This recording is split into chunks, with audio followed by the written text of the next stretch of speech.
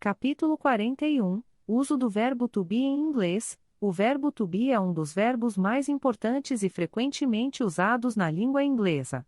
Ele desempenha várias funções, incluindo a de verbo principal em uma frase, auxiliar em tempos verbais contínuos e perfeitos e também é usado para formar frases passivas.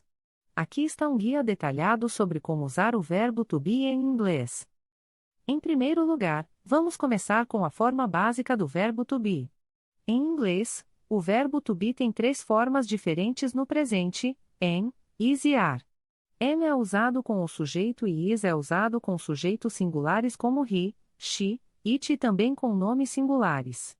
Are é usado com you, we, they e também com nomes plurais. Por exemplo, I am happy, eu estou feliz, he estou, ele é alto, they are students, eles são estudantes. No passado, o verbo to be tem duas formas, was e were. Was é usado com he, she, it e nomes singulares. Were é usado com you, we, they e nomes plurais. Por exemplo, I was tired, eu estava cansado, they were at the park, eles estavam no parque. O verbo to be também é usado para formar tempos verbais contínuos. Por exemplo, o presente contínuo é formado usando o verbo to be no presente mais o verbo principal com ing. Por exemplo, I am reading a book, eu estou lendo um livro, she is playing the piano, ela está tocando piano. Da mesma forma, o verbo to be é usado para formar o passado contínuo, com o verbo to be no passado mais o verbo principal com ing.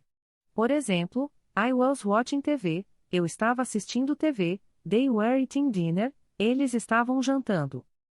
O verbo to be também é usado para formar tempos verbais perfeitos. Por exemplo, o presente perfeito é formado usando have ou has mais o verbo to be no particípio passado, been, mais o verbo principal com ing. Por exemplo, I have been working all day, eu tenho trabalhado o dia todo, she has been studying for the exam, ela tem estudado para o exame. A forma passiva em inglês também é formada usando o verbo to be. A forma passiva é usada quando o sujeito da frase não está fazendo a ação, mas está recebendo a ação. A forma passiva é formada usando o verbo to be mais o verbo principal no particípio passado. Por exemplo, the cake was eaten, o bolo foi comido, the letter has been sent, a carta foi enviada. Em conclusão, o verbo to be é um verbo essencial em inglês que desempenha várias funções. Ele é usado como verbo principal, auxiliar em tempos verbais contínuos e perfeitos e para formar frases passivas. Aprender a usar corretamente o verbo to be é um passo importante para se tornar fluente em inglês.